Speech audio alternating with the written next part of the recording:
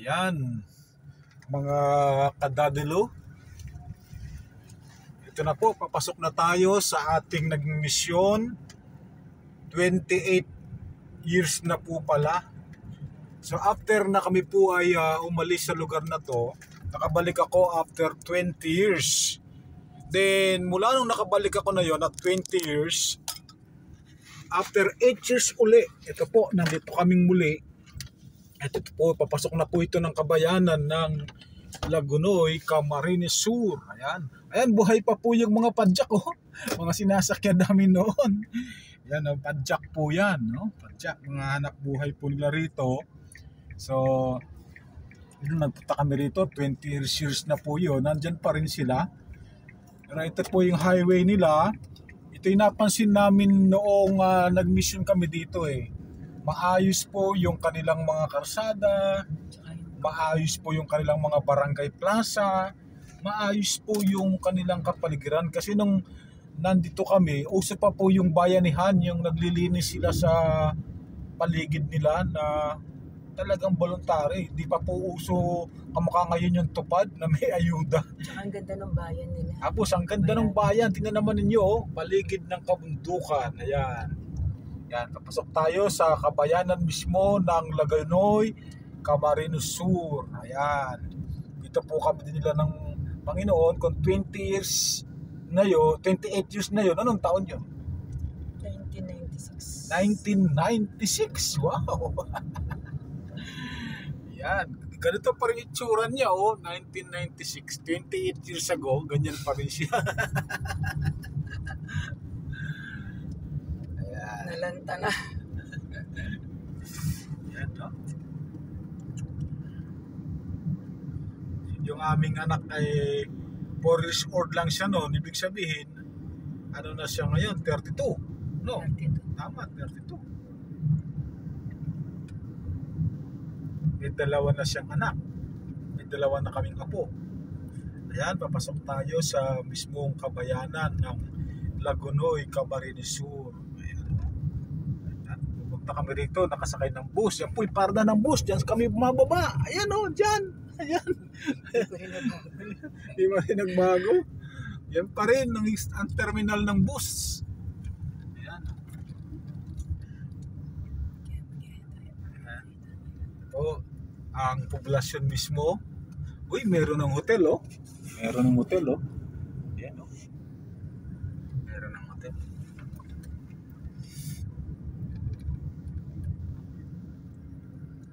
Yan, di ko na alam yung mga pinupuntahan ko dyan. Ayan, oh. Oops. Ayan, yun na po ang tsura niya. Marami ng development, marami ng business.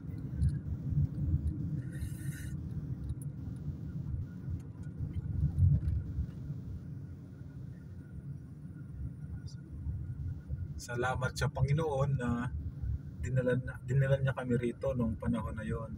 At ngayon ay binigyan niya kami ng pagkakataon na balikan ito. Ayan, yung plaza nila. Ito yung kanilang Lagunoy Central School. Ayan o, Lagunoy Central School. Lagunoy Central School. In 200 meters, turn left. Uy, left. Ito po yung kanilang simbahan. Yan, yung magkatabi. Take the next left. Katabi niya ay Catholic saka isang Iglesia Pilipina. Yan. Presentasyon. Uy, kabisado pa ni Ma'am Bensi, oh. Alam ko may kaibigan ako doon, di ba? Alam pa niya yung paliko at ang left daw. Sinabi. Continue for 1.5 kilometers. 1.5 kilometers na lang. Yan, yan. Nung nandito po kami, meron akong racer na bike sa Pampanga. Dinala ko po dito. Kaya ito, pagpupunta ako dito sa bayan na ito, mula doon sa Himagtukon, ayan, naka-ano po ako, naka-bike. Naka-bike ako. Ayan. Pag pinabike ko, hindi pa yata simentado noon eh. No? Dito sementado. Ayun, tingnan natin doon sa Himagtukon, di pa simentado noon. Yan. Abangan ninyo yung kwento ko bukas. Pagkatapos kasi nung, di ba nagpahinga kami sa Pampanga, umuwi kami. As sinabi ng Lord, pinanganak namin yung matatag na church. Umuwi kami. Pagkaba namin doon sa terminal ng bus na yun, may nakakita na sa amin na taga rito sa Himagtukon. At parang nagtatakbong pumunta ng barangay. So kinabahan ako, madaling araw yun eh. Kaya nung dito nakapadyak kami, yung padyak na ganyan, no? Yung mga ganyan. Medyo may edad pa yata yung nasakyan namin, nawang-awa ko pag may paakyat, tinutulak ko na lang. Eh papasok namin ng barangay, nakalabas yung mga tao, inaabangan kami. So kinabahan ako kasi umalis kami dahil pinagsabihan kami ng mga religious leader na sa demonyo, kaya kinabahan ako, baka galit sila. Pero papasok kami ng barangay, nakalabas sila sa mga gilid ng karsada, wala namang galit na nakikita ako. Nakangiti sila. So yung pala, nalaman nila yung aming mga naging buhay, naging sakripisyo, at sila ay talagang convinced na nandun kami hindi para magpasarap buhay, kundi para talagang dalhan sila ng mabuting balita ng Diyos. Kaya yun, iba na po ang naging buhay namin dito noon nung pagbalik namin na yon, ano? Iba na naging buhay namin. Nagsimula na po akong tumaba. Bakit po? Halos hindi na kami magluto. Sa umaga may kumakatok, sasabihin nila, Pastor, pandesal bikal po. Ayan, ano yun? Nilagang gabi. Ganun na po. Mamaya tanghali, hindi na kayo makapagluto halos. May kakatok na naman. In 200 meters, turn right. Laing naman. No? Hanggang gabi ganun na po, at wala na pong program sa barangay na hindi po ako kasali. Kahit opening prayer lang, message, ganun po. At mahal na po kami ng Turn right. taga barangay, kahit na hindi po dumadalo yung iba, ganun na po ang respect nila sa amin. At nag-enjoy na po kami talaga sa paglilingkod sa Panginoon sa barangay na ito. Ayan, malapit na po tayo papasok. No, papasok. Ayan, yung likuan. Wow, simentado na oh. Hindi pala duhat. Nung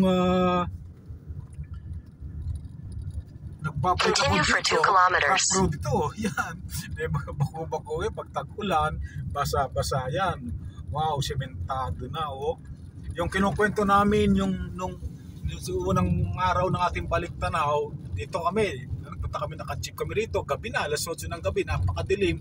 Ngayon may ilaw na oh, may mga ilaw na. Nakikita ko kahit hindi pa gabi, may mga ilaw na. So, tapos maulan pa noon. Tapos ito, rough road. Ayun, marami na, develop na mga bahay oh. Hindi na ordinary mga bahay. May mga talaga nakapagpagawa na ng bahay. Tapos yung ng karsada, ayan, sementado na. Oh. Ayan. Yung mga tricycle na yan, ganyan pa rin noon, sila pa rin. Pero madalang lang, makaramihan talaga yung mga patyak. Yan, dati talaga ano na yan, oh, bago pa lang yata itong semento, oh. Pero sira na. Tagal na rin pala yan. Pero no, talagang hindi pa po sementado ito. Ito, pag nakabike ako dito sa gabi, siyempre walang ilaw, nakita niyo walang ilaw. Oh. Nakabike ako, biglang-bigla may makakasalubong akong puti. No, dalawa. Oh. Paggugulat ako, halos mahulog ako sa bike. Bakit? Uniforme nila puti, ingitim na pantalon pala, yung mga naglalakad dito na mga ang tawag doon, mga ibang relihiyon, mga Mormons. At sisipag nila, kahit gabi naglalakad. Pag hindi ako masyadong napansin, biglang natapat sa akin, nagugulat ako, kala ko kalahating tao lang. Dahil ang mga pantalon nila itim, puti sa taas. Ayan, tingnan ninyo, oh, ganyan. Ganyan siya, talagang nature. Oh, hanggang ngayon oh, nature, daming puno, ayan, sarap ano. Green ang paligid, ang tabi. Yan, pero marami ng bahay eh. Dati walang mga bahay, halos yan, nadalang. Ayan, marami na oh. So, Kakabila pa tayo ng ilog, pero malapit na yon. Malapit na yon. Mga ganda, sementado na lahat oh. Sementado na lahat, nakakatawa. Ayan oh. Ayan, yung mga akyat baba na yan. Padyak ang sinasakyan mo, siyempre, lalo may edad yung ano, yung nagpapadyak, hirap na hirap dyan oh. Ayan po, no? Ganda. Oh, sementado na, tapos green pa rin, parang basa pa rin ang lupa, mukhang umuulan pa rin dito. Wow, ayan, approaching po, no? Ito sinasabi namin na dumating kami na alas 8 ng gabi, napakalakas ng agos. Tulay po ito, o nung una po nagpunta kami dito, tubig mula rito. Yung jeep namin, dito na namin iniwan kasi baha na yan. Pero tingnan nyo ngayon, oh, meron ng tulay. Mataas na. At ang taas ng tulay, meron na. Dati hanggang dito lang kami kasi ano na yan, ilog na yan, baha na. So mula rito, naglakad na kami noon. Naglakad na kami noon. Pero ngayon, oh, meron na po siyang tulay. Wow, glory to God. At napakataas po ng tulay. Ayun po yung ilog, oh. Oy, malinaw pa rin ang tubig, oh. Yan ang ilog, oh. Ayan, oh. Yan ang ilog, oh. Oh, meron ng tulay. Oh. Ayan, oh. At simentado na talaga. Hindi na babahin ito. Tinaas na nila. Hindi na ito babaha. Ayan. Oh. Simentado na talaga. Yun. Nilakad namin ito. Wala kaming makitang bahay. Sabi namin, saan kami magkukursit dito? Puro puno. Puro bundok. Yan, no? Kaya kung di mo alam, paano mo papasukan yan? Wala namang bahay. Ayan. Pero dandahan dito, ayan, no? Papasok tayo sa barangay. Wow, simentado na talaga. Ito na po yung bungad ng barangay, Himagtukon, na kung saan ginamit tayo ng Panginoon na hindi namin makalikalimutan. Ayan, may tindahan na sila. Oh, wow, meron na silang shake. Fruit shake. Meron na. Oh, ayan, may mga sakyan na rin, oh. Ikaw na lang ang thinking uncivilized dito. Oh, Civilized. pero yan po, oh, mga bahay, ganyan. Pero na-improve na po yan, oh. Na-improve na. Yan, bungad pa lang yun. Then, kakahuyan uli. Kakahuyan uli. Yan. Oh. Yung sinasabi kong binabible study ng dalawang dalaga, nilalakad din po nila yan, oh. Ayan, tapos dito, dyan, sa paliko, dyan. Ayan, oh, Gubat. Barangay Gubat.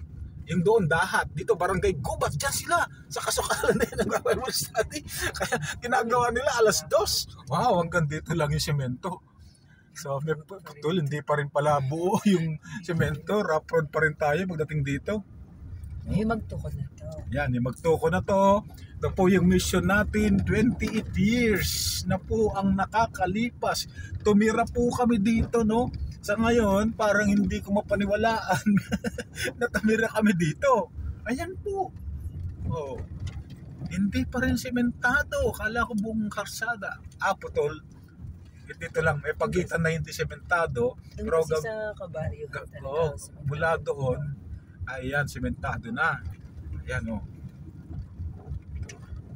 Okay, yan po yung mga punong niyog. Pag wala kaming ulam, nangunguha kami ng pako. Yung pako, alam yung pako. Ayan, no? Ayan, no? Nakapaligid po tayo ng kabundukan. Ayan, ito na. Ito na yung barangay. Palagay ko buong barangay, sementado na. Kasi may pagitan lang na yun, hindi pa na semento siguro. Ayan. Ayan, ano ko, may nagdi-deliver na rin ng online, no? Oh? Sabi ko nga sa ikaw na lang hindi civilized dito, Dad. Ayan, napapasok na ng barangay. O yan, no? Ayan, oh, mga harong, oh. Oh, ay, ano na po, improve na. Oh, yan, improve na po yan. Ayan. Wow. Barangay, Himagtukon, Lagunoy, Camarines Sur. Ayan na po, ang aming community noon. Ayan, tanda-tanda ko.